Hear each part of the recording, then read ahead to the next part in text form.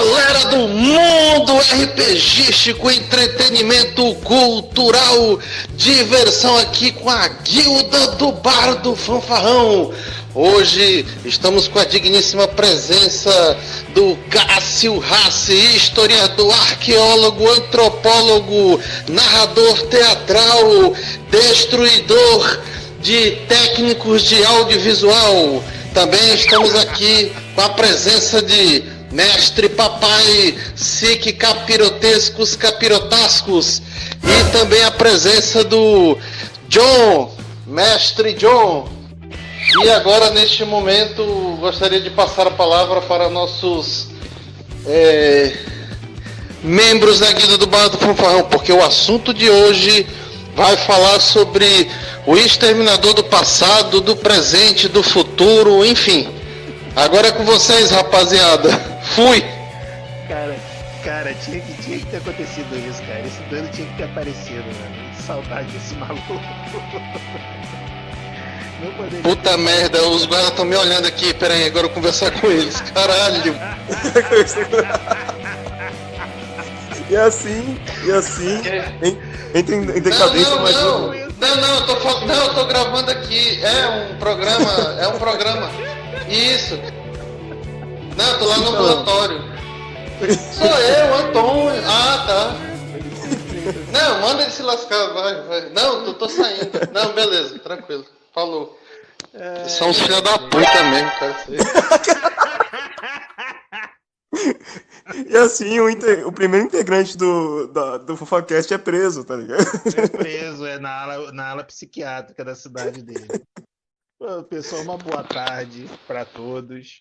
Esse aí é o querido Antônio, nosso maestro bardo, ele tá de serviço, né? Ele tirou aqui uma palhinha, um tempinho do intervalo dele para vir aqui gravar essa abertura, né? Pois se visto aí a pandemia tem tirado aí o tempo de várias pessoas, né? Tem inclusive até freado aí algumas coisas aí da guilda, mas graças a Deus aos poucos a gente vai voltando. E como não poderia deixar de ser, voltar aí o FanfaCast com a presença ilustre e a abertura aí ilustre do nosso querido Antônio, Barra do Fanfarrão, né? Eu sou o Jonathan, Papai Cid, e aqui vou passando aqui a palavra para o nosso querido Cássio Rassi, né? Coordenador, diretor teatral, né? Dono aí do narrador teatral aí, o canal do Instagram, tá fazendo sucesso aí, várias entrevistas aí na área aí, né? O que você tem a dizer aí pra gente começar aqui, Cássio? Olha, o tempo hoje, e a gente vai falar do Exterminador do Futuro, a série cinematográfica com altos e baixos. Agora, atualmente, mais baixos que altos, né? Eu acho que recupera mais. Mas ela, quando começou, ela foi um sucesso, não posso falar imediato, mas o Exterminador do Futuro 2 virou um ícone. Conhece, sabe, e é muito legal. Eu já falei para vocês que quando você vê de novo o Exterminador do Futuro 1, você tem a cara dos anos 80. Ele foi feito em 84 e realmente é um filme puro. É um filme que um monstro, vamos dizer, um robô ataca o futuro, e tem aquela história do John Connor, que é o chaveco mais furado que se pode passar por uma mulher. Porque o cara chega e fala assim: eu vim do futuro, eu tenho que fazer um filho em você. E como a gente está no universo de ficção, esse chaveco dá certo. E a Sarah Connor fica grávida tenha certeza que ela fica grávida, ela tem. Ela vai ter o Connor, que é o Messias. E é um filme que você vê que tinha tudo para ser um filme B. Tinha tudo para ser aquele filme que antigamente falavam filme de televisão. Claro que tinha orçamento e tal. Mas e o 2 transformou esse filme que tinha tudo para ser um filme B numa narrativa extraordinária. Surprise, motherfucker! Que o robô vira mocinho e nós temos um garoto que é herói educando aquela figura paterna e tendo realmente a missão dele, né? Salvar o planeta. E ele consegue. E aí a gente para de falar por aqui, porque eu quero ouvir vocês pra gente Nós vamos passar aqui a palavra para o nosso convidado aqui da tarde, né? Nosso querido John, né? Um dos narradores aqui da nossa guilda, né? John, o que que você tem a dizer aí dessa da nova franquia? O que que você tem a dizer sobre a franquia Exterminador do Futuro? Bom, como acho que muitos concordam, né? Ela começou bem, né? Mas como muitas franquias, com o tempo, né? Passando de mão de diretor, roteirista, passando o tempo mesmo, né? Mudando, assim, a questão de ambientação, o modo como os diretores queriam que o filme fosse para atingir um público, né? De início, ele queria contar a história daquele conflito, né? Do fim do mundo no futuro e a raça humana tentando impedir que aquela inteligência artificial acabasse acabando com a raça humana. Só que aí com o tempo, com o interesse, né, dos produtores de extrair mais daquilo que foi um sucesso, né, no início, porque, poxa, quem da época viu, via de novo, né? Comentava e falava as frases do Schwarzenegger, as cenas eram muito boas de ação, até mesmo para a época. E né, um dos maiores atores dos maiores ícones, né, de filmes de ação, tanto daquela época quanto até hoje, viram que aquilo rendeu, né? E espremeram até não ter mais nada para tirar. Felizmente, né, com adaptações para o estilo do filme, né? Pra, desejando que alcançasse um maior público, né? Agradasse um maior público, eles acabaram deixando, na verdade, de agradar todo mundo. Quem, quem nunca viu o filme vendo esses últimos, assim, falando da minha parte, não criaria muito interesse, né? A violência diminuiu e posso dizer, como o último filme, né? A questão que colocaram meio que um pouquinho de politicagem assim, no meio, sabe? Esse negócio de como posso dizer? Questão política, assim, filme mesmo. Qualquer tipo de filme, seja de herói, de drama, qualquer tipo de franquia, acabou matando. Né? Como vocês já haviam dito, até o segundo tá ótimo. Bom, pra mim, por enquanto, é isso. Bom, pessoal, o primeiro filme é de 84, né? Ainda foi antes de eu nascer. Eu comecei acompanhar a partir do segundo. Mas, assim, a franquia, quer dizer, os dois primeiros, né, que são de James Cameron, são filmes, assim, cult, né? Marcaram aí a geração, a cultura pop, né? Todo mundo que vê o cara lá todo de preto, de couro preto, óculos escuro, a arma calibre 12, cano curto na mão, né? Já associa logo, o querido Schwarzenegger, que ele é robô e tal. Então, mesmo quem não acompanhou, né, a obra, conhece, né? Liga um nome, né? Liga a personagem, o ator ao nome, né? Arnold Schwarzenegger. E é um filme assim que assim, se a gente quiser ver hoje em dia tem que estar vendo em canal de streaming, né? Dificilmente é um filme que se passa no canal aberto, a não ser tarde da noite, né? Não tem sessão da tarde nem nada para esse tipo de filme, né? E assim, e é um filme assim até curioso, né? Porque nos leva até na década de 80, ainda estava surgindo esse conceito ainda de cyberpunk, né? No cinema, né? Eles foram um dos primeiros que introduziram esse conceito de cyberpunk no cinema, né? Vistos os outros na literatura já tinha o Neuromancer, né? Lá do escritor agora que eu esqueci o nome.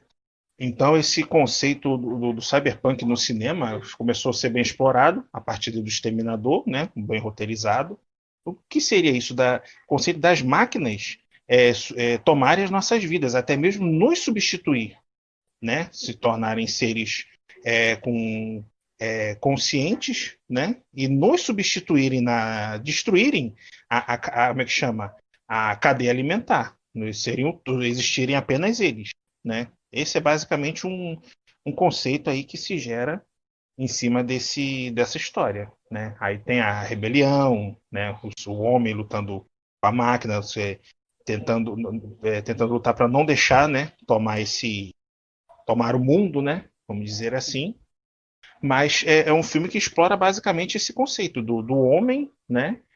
Usando a máquina e tentando e não deixar que a máquina tome o seu lugar, não deixar que se torne apenas a máquina, né? Seja o homem e a máquina, né? O Neuromancer Basicamente isso.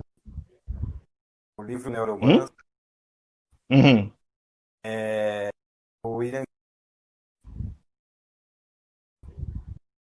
Alô? Neuromancer. Desculpa aí, pessoal, a gente tá com. Realmente está difícil hoje da gente gravar aqui, da gente se entender. Você tá me ouvindo? Agora eu tô te ouvindo. O livro Neuromancer é do William Gibson. Agora cortou tudo. Agora eu não tô te ouvindo, Cássio. O livro Hoje. Neuromancer Aham.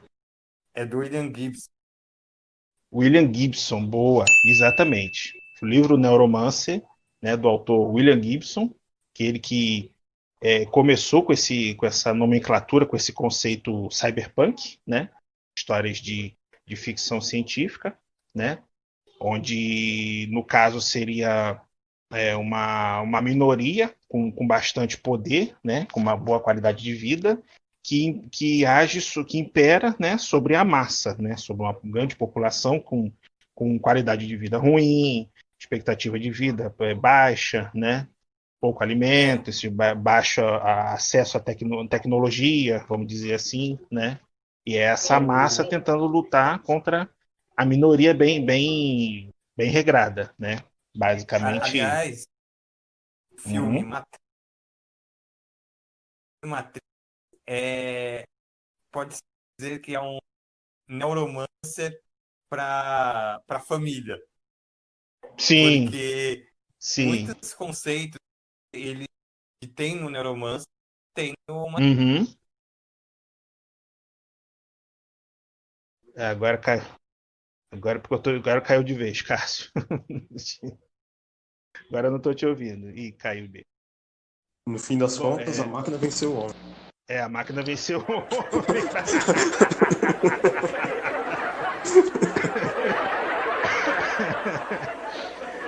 Oi, fala. Agora voltou. Agora eu tô te ouvindo. Não consegue, né? A máquina tá tentando nos vencer hoje, mas somos mais poderosos. Vamos falar do o que aconteceu com a franquia Exterminador do Futuro. Eu tava vendo aqui que o Salvação, não, o Rebelião das Máquinas, o Exterminador do Futuro, Rebelião das Máquinas, Seria o As terceiro pessoas- da franquia. até o pessoal achou legal. Com a Clary Danes, Schwarzenegger. O pessoal achou legal, tanto que ele teve a incrível indicação de melhor sequência de ação no MTV Movie Awards. Não que isso signifique alguma coisa. Mas, Exatamente.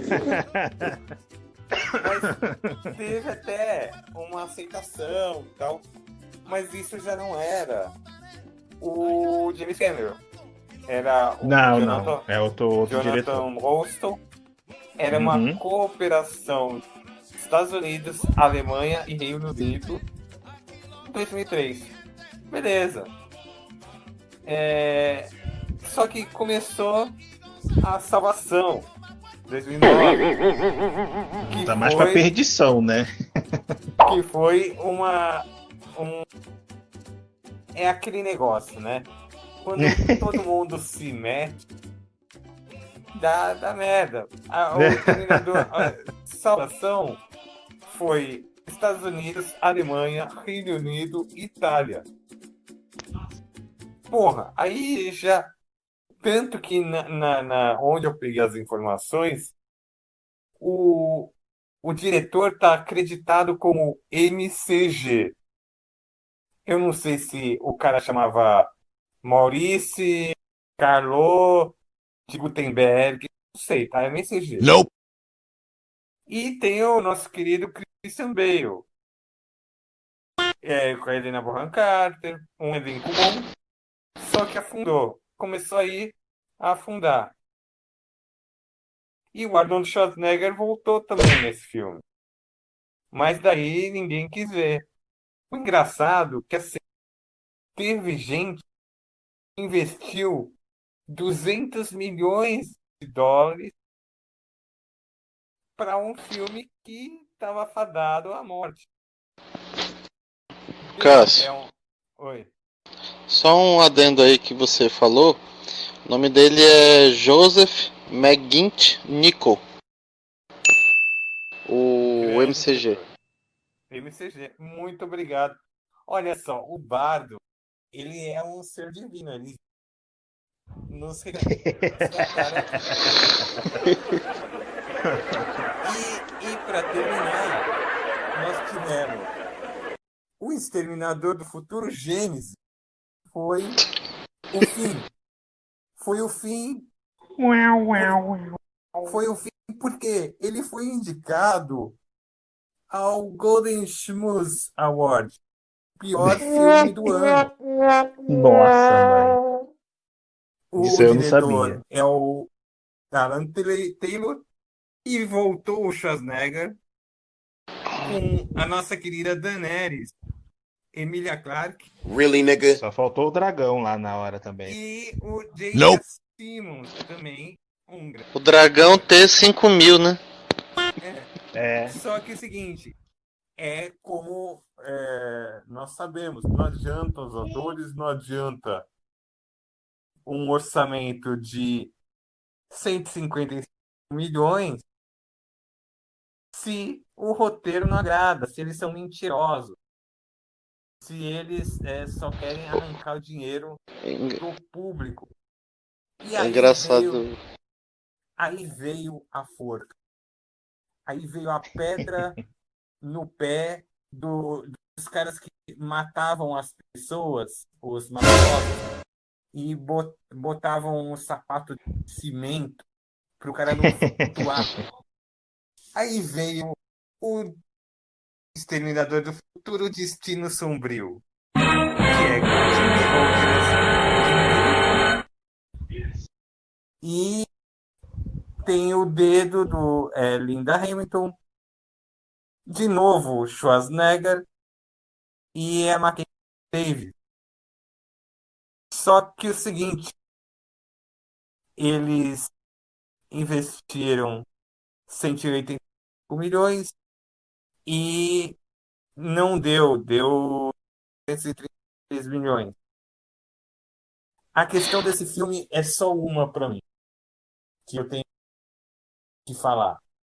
Eles transformaram uma máquina assassina do futuro, sem sentimento, um cara que veio para exterminar o John Connor, depois virou uma figura paterna, num decorador ambiente, Foi ótimo. num colocador de cortina. Ele fez supletivo. Mas basicamente assim, o T800 virou um Abrastemp. Equipamento eletrônico doméstico. E Doméstico, para o ar. ele virou um tiozão que faz piadas tipo pavê ou é pavê ou é pra comer. É para lavar mesmo, é Brastemp, virar Brastemp ele. Para o Então lar. eu quero que vocês comentem sobre esse filme. E depois a gente vai partir pro RPG. Cara, posso falar falar primeiro aí. Cara, eu tava escutando aqui vocês. O primeiro e o segundo, realmente o James Cameron ele revolucionou essa ideia, inclusive essa questão de captura de movimento de personagens, de atores, foi estreada no segundo filme. Então que foi até, por exemplo, utilizado no filme Beowulf, foi totalmente captura de movimento. Então, realmente, o 1 e o 2, eles foram excepcionais. A partir do 3, já teve questões internas, que fora o roteiro, ficou muito difícil para poder concluir o filme. Apesar do gasto, se eu não me engano, acho que foi 33% de aceitação num site que foi feita uma pesquisa. E você verifica ali que teve muita questão de processo, ação judicial, entendeu? Aí no 4, o Christian Bale ele ameaçou sair do filme. 2 produtores ameaçaram furtar uma parte do roteiro do filme para que eles recebam parte. Enfim, foi toda essa questão. Quando fizeram o Gênesis, o quinto, né? Quando eles fizeram depois do Salvação, o que o James Cameron falou? Segundo ele, sei, porque de repente a mídia floreia muito, enfim. Ele disse que o segundo, o terceiro, que é a Revolta das Máquinas, e o Salvação, eles foram apagados da sequência, quando eles fizeram o Gênesis. Ele falou assim, deixa eu até ver aqui, porque eu tava olhando algumas coisas. Ele falou o seguinte, James Cameron criou e tal, ele disse que é totalmente descartáveis, afirmando, sinto que a franquia foi revigorada como o Renascimento. Não sei, cara, assim, porque ficou muito confuso, entendeu? Essa linha temporal, enfim. E aí falou até assim, se você gosta dos 2 primeiros filmes, irá gostar desse também. Não sei, eu tenho minha divergência com relação ao que ele falou. Quando você, aí sim, aí quando o Cássio ele fala do último filme, você pega o último filme, aí é uma transformação muito grande. Nope. Eu vou abrir um parêntese aqui, porque foi exatamente o que aconteceu com o personagem do Hulk. É o que transformaram o Arnold Schwarzenegger interpretando o Exterminador do Futuro, que tinha uma proposta do primeiro filme, e aí no último filme foi totalmente virada. Entendeu? O Hulk, ele não é o professor Hulk. O Hulk é uma máquina de matar, é um monstro verde ali, cresce e destrói tudo. E aí no último filme dos Vingadores transformaram ele num professor. O Lou Ferrigno falou assim que ele não considera aquilo o Hulk. Aí eu vejo assim que o Cássio ele falando isso, a gente fica olhando, por mais que a gente goste do Arnold Schwarzenegger, das atuações dele, o segundo filme foi considerado o melhor da carreira dele, o melhor filme até então de todos os tempos de ficção científica. Mas assim, eu não sei por que ele se propôs de repente, eu não sei, o roteiro, ele concordou com o roteiro, mas diz que estavam tentando fazer uma outra franquia, fazer um reboot do que aconteceu. Eu acho que isso que começou, porque o filme, se eu não me engano, ele volta para 1998. Me corrija se eu estiver errado. O último filme se passa em 1998, né? Pelo menos pelo enredo aqui. Diz que em 1998. Em 1990. Esse outro que saiu? Esse último que saiu? Esse último que saiu, não é isso? Ih, rapaz, agora Que você... em 1998, 3 anos depois de evitar a ameaça da Skynet, Sarah e John Connor vivem uma vida de paz em Livingston, Guatemala. Eu acho que eles tentaram fazer o reboot, mas eu acho assim que não deu certo. Eles tentaram fazer a mesma história com uma latina. Uma latina. Foi uma coisa... Seguinte, e se... Tem um grande problema de atuação na filme, além de ter transformado o Schwarzenegger num avatar, a protagonista vem a ser a escolhida, a mãe do escolhido, ela não convence. Ela não convence, porque a Sarah Connor, no primeiro filme, ela era uma pessoa ativa. Ela ferrava, ela era uma mocinha, mas ela se via nos olhos dela que era uma guerreira. Sim.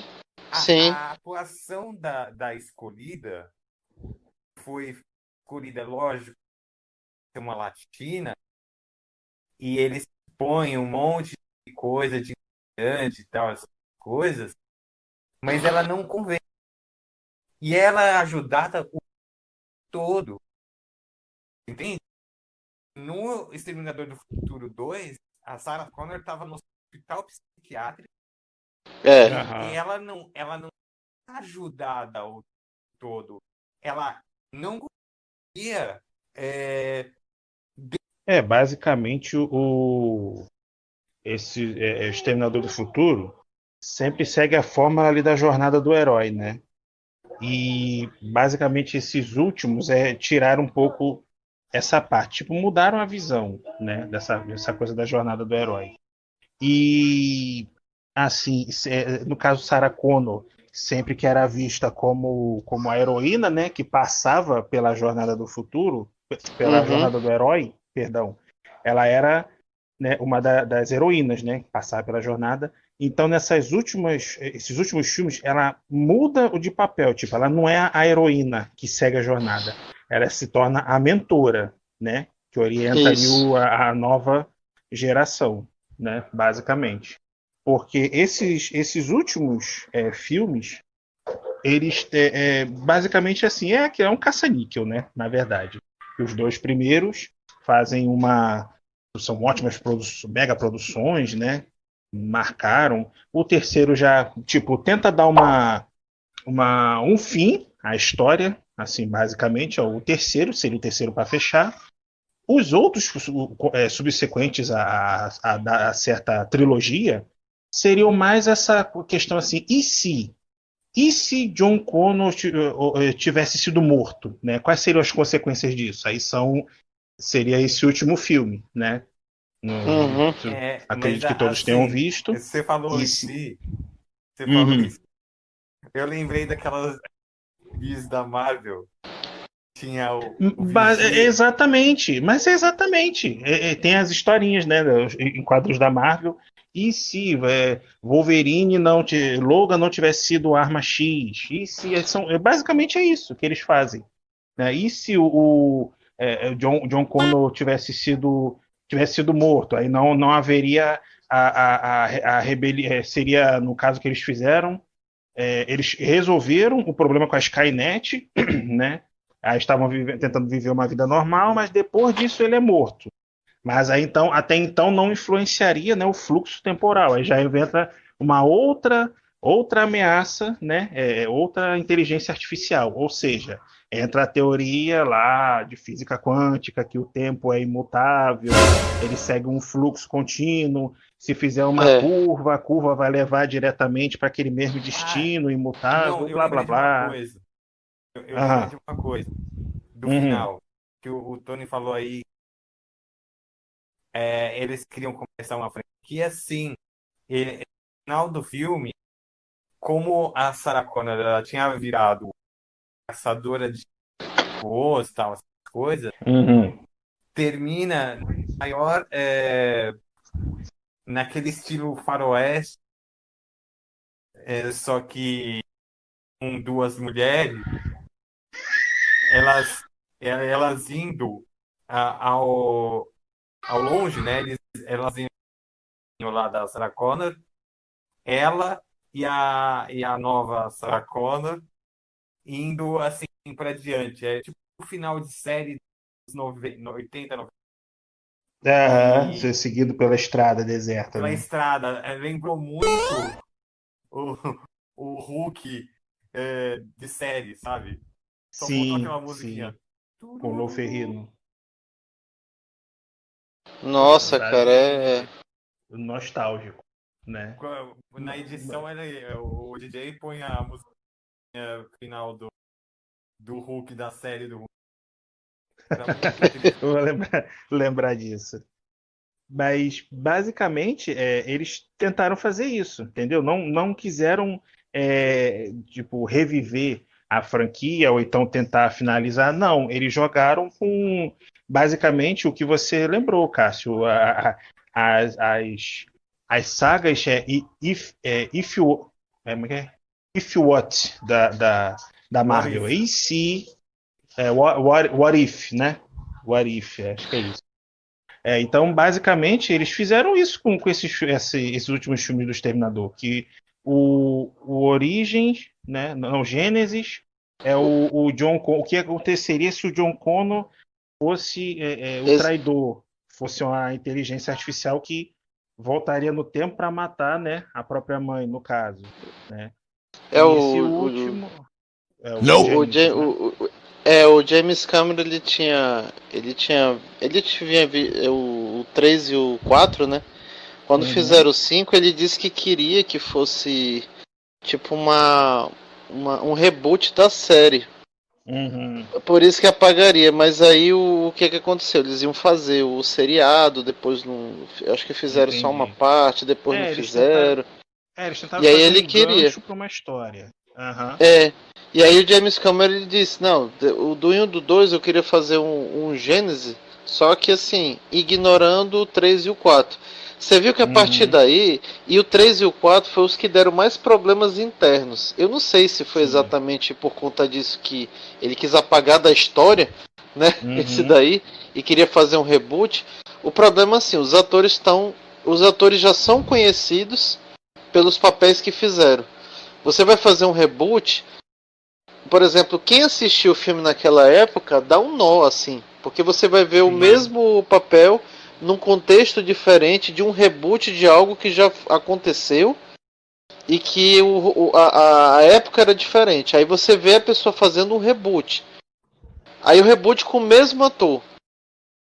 Entendeu? Então eu acho que Uhum. deu uma confusão aí nesse sentido, mas é o que ele queria fazer com isso. E eu acho que não deu muito certo. Nope. Você pega o Não mesmo deu. ator que foi muito conhecido, né? Muito conhecido. É que nem você pegar atores que fizeram antigamente e vai fazer um reboot com o mesmo ator. É, Fica meio estranho isso daí, né? Uhum. eu queria nesse podcast a gente está numa guilda de RPG. Então, a gente tem que trazer um assunto de RPG. Really, Aí eu fui nigga? procurar e achei um RPG. O RPG do Exterminador do Futuro, que é um Nossa, mãe. sistema feito pessoa que conhece, Eu não sei a data que foi feito, procurei aqui, Uhum. mas eu tinha Privy. É um básico homebrew, né? Um Edição homebrew, da casa. edição da Uhum. casa, é isso mesmo. É um O, homebrew. é um feito pelo Matheus HQD, que Uhum. chama, que tem um incrível título de Exterminador do Futuro RPG.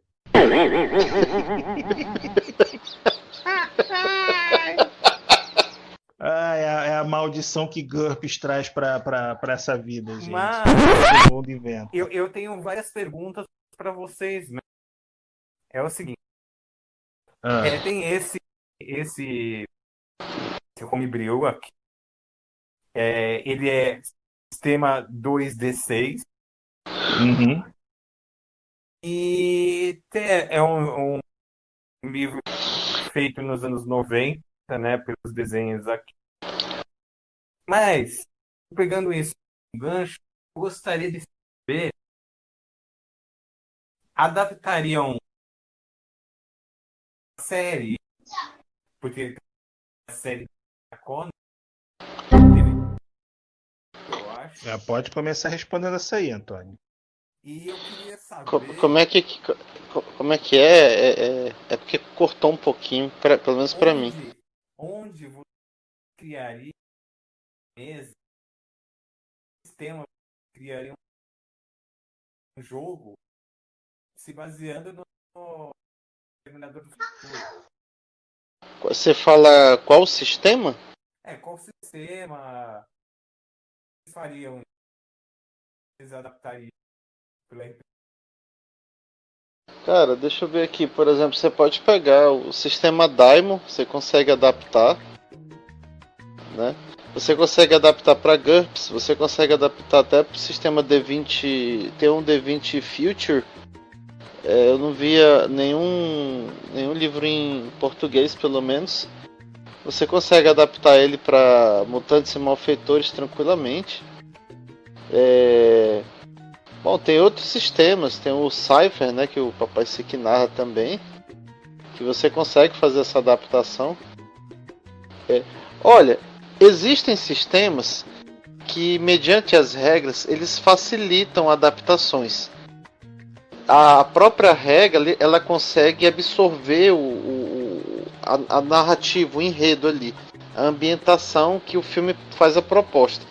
Para poder fazer a adaptação, ela é fácil. Tem outros sistemas que já não conseguem tanto. Vou citar um exemplo aqui para vocês. Por exemplo, a gente não conseguiria.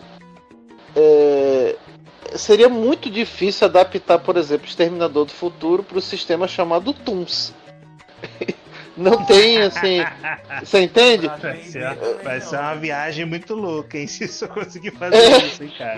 Você até pode tentar fazer adaptações e tal, mas não que o sistema mesmo por si só ele consiga absorver. Agora, por exemplo, eu não conheço muito bem o sistema Cypher, o Papai Sick pode até esclarecer pra gente, mas por exemplo, se você pegar Daimon ele consegue. A própria infraestrutura do sistema, ele abarca isso daí tranquilo, até onde eu conheço. O sistema GURPS nem se fala, né? Ele consegue adaptar tudo. O Mutantes e Malfeitores, a mesma coisa. Entendeu? Então são sistemas que você consegue adaptar. E, cara, é bem interessante. Eu já vi outros sistemas mesmos que você adaptou, foram adaptados isso daí. Não sistemas próprios, assim, particulares, mas sistemas mais conhecidos. Que você consegue fazer isso daí. Eu tava com John,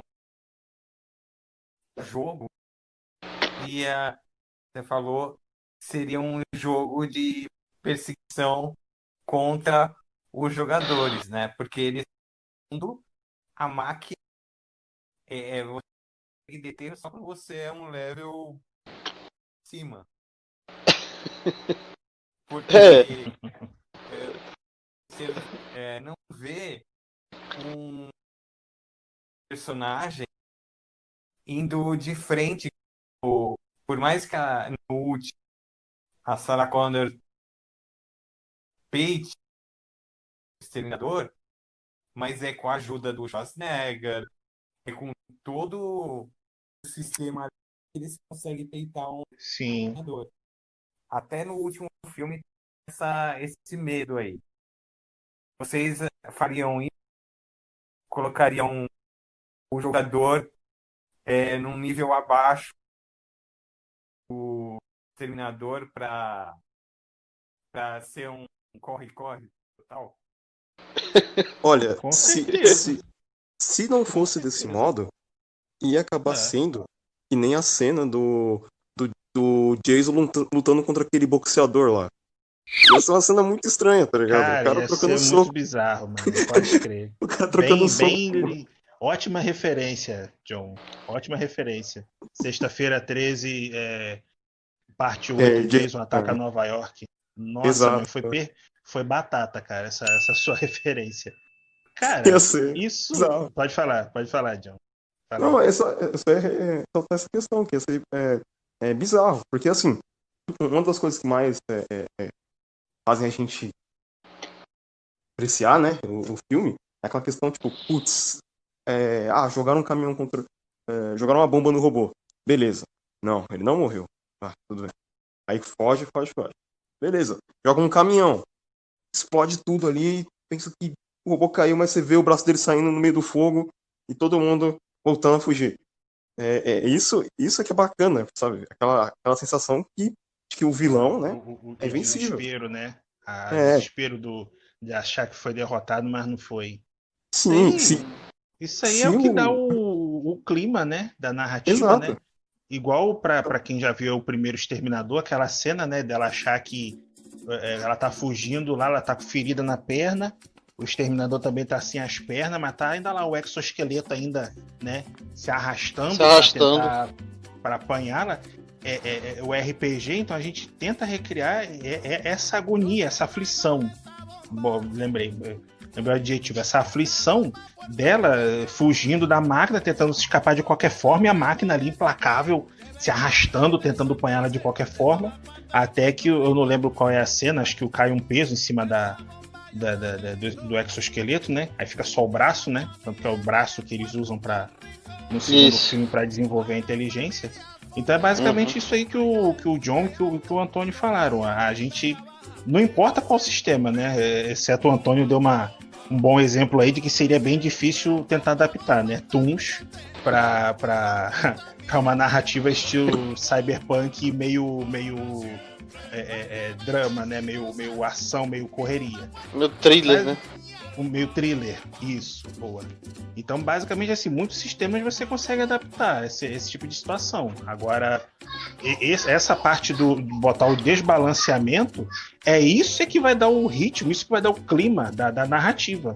Vai ser o tempo todo, né, os protagonistas fugindo ali de um ser que aparentemente tem vantagens, né, sobre eles. É mais fácil localizar, se você tentar se esconder, ele vai ter uma vantagem ali para te localizar, entendeu? Basicamente, tanto quanto além de jogos de videogame recriam essa mecânica, tem agora também aí o RPG da New Order Editora, o Alien, que também recria esse tipo de horror, né? Você pode enfrentar como vários aliens, como pode, tipo, o mestre, o narrador, interpretar um alien só e tipo, ficar ele cercando.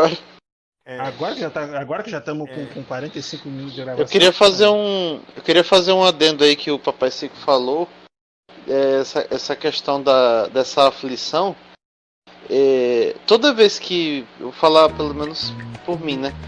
Toda vez que a gente vai fazer uma adaptação de algum cenário, a gente pode fazer uma adaptação toda adaptação que a gente vai fazer, ela é baseada em alguma coisa que já foi criada, né?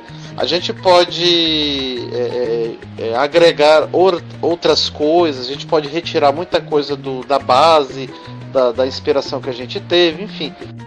Agora, por exemplo, do Exterminador é justamente isso mesmo. É essa questão da perseguição e pessoas normais com uma tecnologia básica que vão enfrentar um ser que ele é de 30 anos à frente, da tecnologia muito superior. toda vez que a gente vai fazer uma adaptação, sempre é assim. A gente tem que tentar pegar o princípio da ambientação que foi proposta, entendeu? Seja ele qual for.